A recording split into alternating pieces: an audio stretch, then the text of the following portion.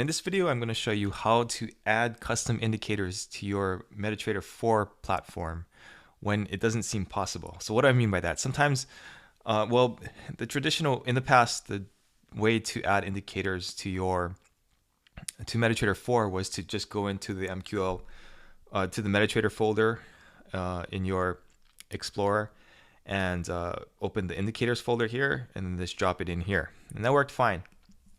But now with newer versions, they're kind of hiding where they put that stuff. So even if you drop it into this folder, if you restart MetaTrader, it won't show up in your list of indicators. And why is that? So I don't know why they did it, but they've actually buried the location of the real indicators that the platform is actually using way deep in your user profile. So that's not always a good thing, but it is what it is what it is. So how do you get around that? Well, okay, let's take a quick step back first. First of all, I want to explain EX4 files and MQL4 files. There was a question about that on YouTube, so let's get into that real quick.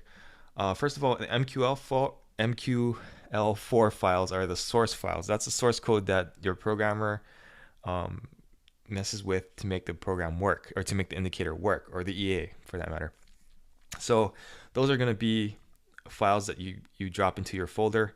Once you start MetaTrader 4, it'll create an EX4 file, and that's the actual executable file that has the indicator in it, and that's what actually works on your charts.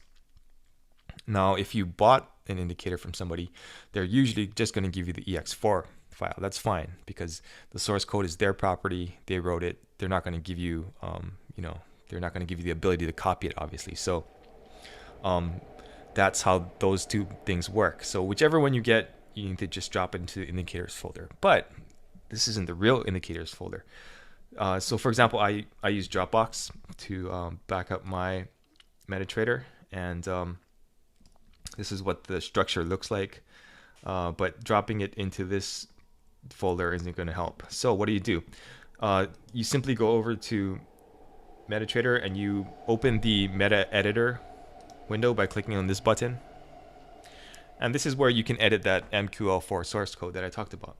So the folders here are the real folders that MetaTrader is using to get your indicators and your EAs and all that. So just click on the plus sign over indicators and you'll see all the indicators that you currently have installed, and then just right click on this and go to open folder, and this is going to give you the actual folder that MetaTrader is pulling the indicators from. As you can see, it's this big, huge, funky file name that nobody's going to understand or be able to find.